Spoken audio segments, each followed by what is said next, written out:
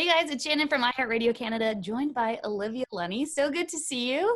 Hello, how are you? Good, even though it's not in person, because quarantine life and all the I things. know, it's crazy. Crazy times in the world. How's it been going for you? Where are you living right now? Because you're from Winnipeg, but you live in Toronto? I'm kind of like back and forth, but so I quarantined in Winnipeg, and then 2 weeks ago I came to Toronto, and I'm kind of here indefinitely just for like a change of environment. Nice. So do you have a place in Toronto? Where do you stay?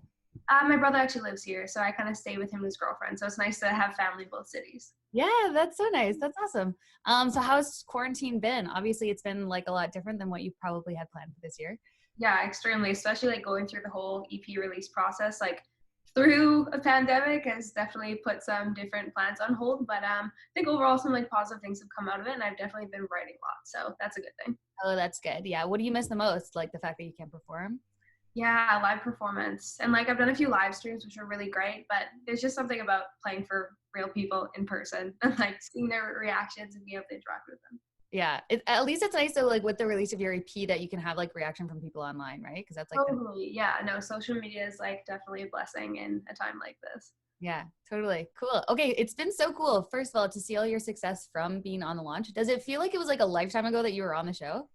Thank you. And it does. It feels like 5 years ago, but it's only been like a year and a half, which is crazy because I feel like lots of stuff has happened on top of everything happening like in the world. My career is definitely been doing some really fun things. So yeah, feels like forever ago. Yeah, that's crazy. Yeah, it has been really cool. Yeah, and just in such a short amount of time too. So let's talk about the EP. The EP is coming out next week. The ones that I loved. Did you have a theme going into this, like a message that you wanted to get across, or did that come up while you were creating it? So it kind of came up as I was going through songs because I have tons of songs we're kind of going through. I'm like, hey, which ones do I actually want to kind of finish like from the demo stage? And once I put them together, I realized, as always, most of my songs are about like my experience with love and heartbreak, mostly heartbreak. So we compiled the songs, and it's basically just kind of like a journal entry of the past 3 to 4 years of my life and what I've experienced, I guess, like in relationships with people I've been with. Yeah. What made you decide to just go with the 4 songs? Honestly, nothing crazy. I just those are my top 4 favorite, and then I'm actually working on a new project already. So those will probably, as long as it didn't make this one, we'll carry on to the next project. Right. Do the ones that you loved know that the EP is about them? I think indirectly, like there are some specifics that I mentioned that those people would know, but I don't name drop anyone, or there's like nothing super intimate in it. But yeah. Yeah. Would that be difficult then? I feel like it would be hard to like be vulnerable in that way, is like knowing that the person that you're writing a song about is gonna like eventually hear the song. Super vulnerable Reading and your journal. crazy, but I think those are the best songs of mine. They're the songs that I've written when I'm like the most honest with myself and what I'm going through. So hopefully people can resonate because of that. Yeah, I'm sure. Yeah, definitely relatable. I want to talk about the song "Hold Me." The music video is so incredible. So it was a social distanced music video, is that right? Yeah, so I helped the director direct it like via Zoom, which is super strange. So they were in Nashville shooting on set, and there was only like 3 of them. They're social distancing and stuff.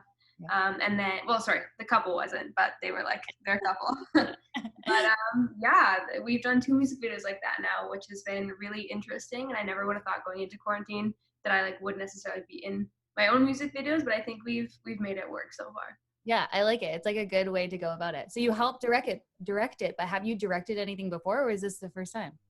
I have not, no. And it was mostly, I was kind of just sitting, observing and like giving a few ideas, but Louis Brown, the director I worked with, who's actually based in New York, he's so great and he had a really good vision. So I kind of like let him run with it. And then I was just on set for fun.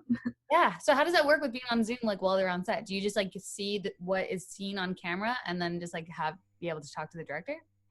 Kind of, like for an example, for I Think of Me music video, so I ended up, I'm not sure if you've seen it, but I'm actually like superimposed in the TV. Yeah. So for that music video, he shipped me a VHS camera, and then my friend was using the camera. He was on Zoom and like telling us what to do and stuff, and then we had like internet problems and stuff, so it was definitely a hurdle and a challenge, but it ended up working out.